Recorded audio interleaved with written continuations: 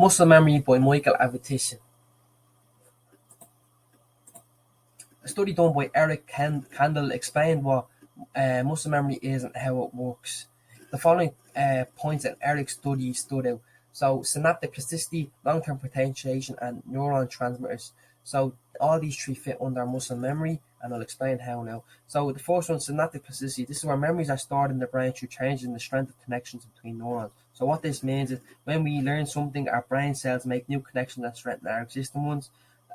Long-term potentiation, also known as LTP, is an important part of synaptic plasticity for forming information and storage of memories. And then when a brain cell, also known as a neuron, sends a message to another neuron, it releases chemicals called neuron transmitters. And LTP happens when lots of neuron transmitters are released. So that's how all these three link in together. So moving on to the next slide. The three stages of learning: cognitive, associative, and autonomous. So Ying Wan in 2019 stated that there are three stages of learning: the cognitive, associative, and autonomous stage. This study relates to sport and explains the following. So in the cognitive stage, athletes focus on learning the basics of the skills. Examples would be kicking a ball, so that's the development stage. Associative stage, also part of the development stage, will be better understanding, starting to sharpen tool technique when they're kicking the ball, thinking slightly about how to fix that technique to get a perfect pass. That would be an example of football. And then the autonomous stage would be not even thinking about anything, so it's all coming automatically and everything's working perfectly for the athlete. So that would be the autonomous stage. So that would be more elite level for the athlete. So moving on to the next slide. So muscle memory in sport. So muscle memory linked to sport by Meckler et al. In 2021. This Meckler mentioned how muscle memory is understood as the formation and the ability to retain things in the mind from movement patterns based off the past. This is activated when an athlete performs movement, again, without conscious awareness.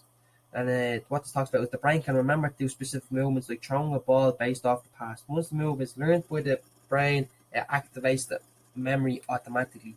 And moving on to the next one.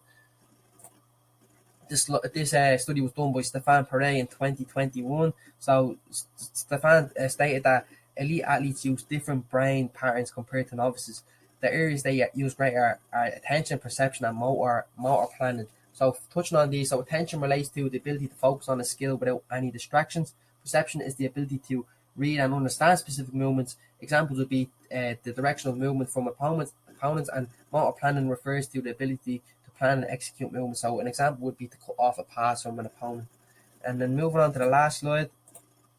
So the last slide is a study done by Ben Regard in 2022. The primary motor cortex plays a crucial role in the planning, execution, created using Powtoon.